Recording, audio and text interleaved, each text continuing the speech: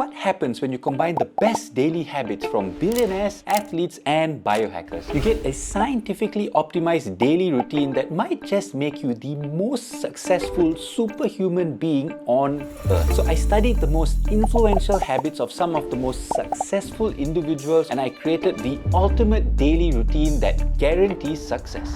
Every great day starts the night before, so tonight I'm setting my alarm for 4:30 a.m. just like the CEO of Apple, Tim Cook. It's currently 10:40 a.m. so we're going to get what, at best, 6 hours of sleep. It's going to be a very eventful and productive day tomorrow. I should probably turn off the lights. Hey Siri, turn off the lights now.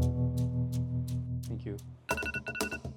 Waking up early is linked to improved health and productivity, primarily due to its influence on circadian rhythms and hormonal balance. So Mr. Tim Cook likes to start off his day with some silence, and I can understand why. Anybody who wakes up this early is going to be cranky as hell, so by having a moment of silence, it really ensures that your day starts off right. Science suggests that waking up early gives you stronger willpower, creates less distractions throughout the day, and gives you the opportunity to stack wins even before anyone wakes up. Come stare into the abyss with me. As my natural cortisol levels begin to rise after waking up, science indicates that it is crucial to get some morning sunlight in immediately after waking. Since it's 4:45 a.m., we'll take a page out of Bryan Johnson's morning routine and use artificial light instead. Alright, we're at 0%, 1%. Okay, that's 100%. Am I supposed to be looking directly at it, or am I looking like around it? It's actually really bright. After burning my retinas for a solid 10 minutes, it's important to have a clear mind to set the tone of the day right. Warren Buffett, one of the world's most successful traders, believes that writing clarifies thinking. So he and many other successful people like to journal in the morning as well as write things that they are grateful for. So for today, we have 3 main things on our agenda as we go through our perfect daily routine. With my daily tasks written down, it was time to callous the mind with a 5-kilometer run. David Goggins, one of the toughest men on earth, believes in doing the hard stuff first, building resilience and discipline. Every day we negotiate with ourselves to make our lives as easy as possible. It may sometimes lead us to making choices that may have negative effects on our mental well-being. So to combat that, we have a 5-kilometer run first thing in the morning. It's early, it's dark, and according to Goggins, the perfect time to run. We're going to be taking a much slower pace today. We want to burn out like the Pascal challenge. If you guys haven't watched that, go and watch that right now. Or after this video. Don't thank my watch time. Goggins, you madman for running this early every single time. Some songbirds are up, except they're not running. They're looking to getting a shin splint. Can never catch a break. But that's what Goggins is all about, right? Pushing that mental. Couple hundred meters left. We're done. Let's do a warm down lap because what we have after this is way harder than the 5K. It's now 6:30 a.m. and it's time for a cold shower. Cold showers help in reducing inflammation, boosting alertness, and spiking dopamine. We're going to need all the dopamine we can get. I absolutely hate cold showers. I thought the 5K was going to be the one that was going to challenge my resolve, but no. It's going to be this cold shower bath that's going to test my resolve the most. After 10 minutes of self-inflicted discomfort, it was time to look towards sustenance. It's now 7 a.m. It's been well over 2 hours since we started this ultimate routine. It's the perfect time for breakfast. Andrew Huberman likes to have his caffeine 60 to 90 minutes after waking. When we wake up, our natural cortisol level rises, so having caffeine before that 60 to 90 minute grace period may disrupt energy levels later in the day. In addition, we're also trying to build as much muscle as possible, so we'll be incorporating Chris Bumstead's diet to create an Olympia-worthy physique. So for breakfast, we're going to have 4 eggs, 40 grams of oats with a tablespoon of peanut butter and a teaspoon of honey, as well as an avocado, totaling about 900 calories. After this, we're still having 2 scoops of whey protein to top it all off, bringing our total to 1000 calories and 80 grams of protein. I'm starving after that run. The healthier your breakfast, the better your odds are for eating healthy for the rest of the day. If there was a poster child for what a healthy breakfast would look like, I think this would take the cake. Although the science suggests that eating carbs may raise your blood glucose levels, 6-time Mr. Olympia winner begs to differ. As long as your protein intake is high enough, carbohydrates act as more supportive role in fueling your body. By eating your protein first and your fibers first, it helps to reduce the glucose spike. With breakfast complete, it's important to also get the right supplementation for the day. Bryan Johnson famously has up to 60 pills for breakfast. We're not going that crazy, we're only going to have 5 because it's not about how many pills you have, it's about how you use them. Let's get to work. Coffee is so satisfying, especially after the morning that we've had. After scarfing down the ultimate breakfast for champions, we are now scientifically fueled to conquer the rest of the morning, so it was time to get some deep focused work in. Pomodoro, not to be confused with an Italian dish, is a deep work focusing technique developed by Francesco Cirillo. The Pomodoro method is where focused blocks of time are allocated for each task, followed by small breaks in between. These blocks can be as long as your attention span allows, or as short as 5 minutes if you're Elon Musk. Let's get to work.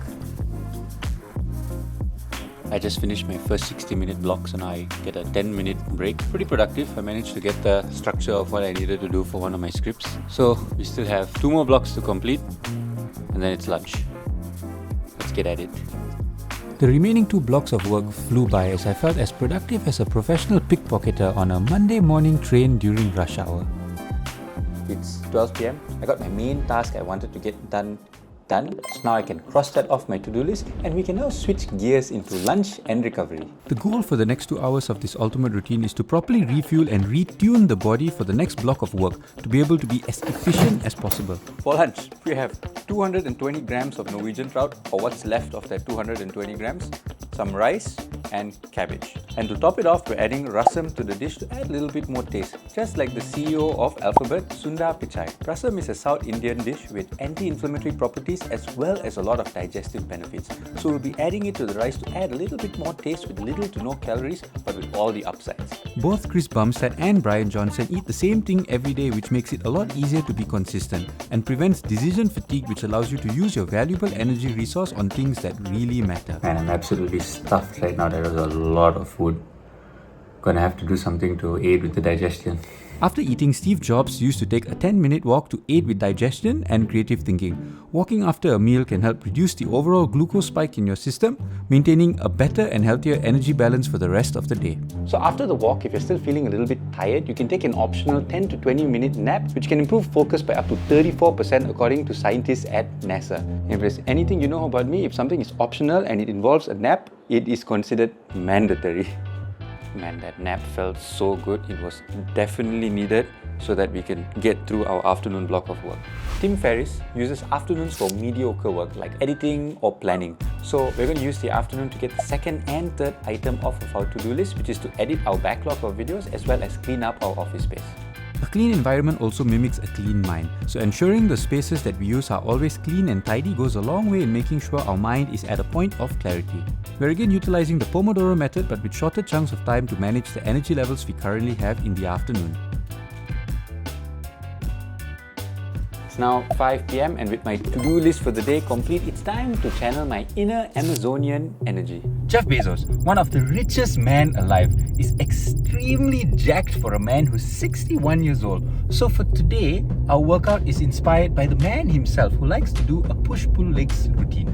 Science says that evening workouts can boost performance by up to 21% because our body's core temperature is at its highest, increasing performance and reducing the risk of injury. With all my core tasks for the day complete, I had one last thing to do for the day.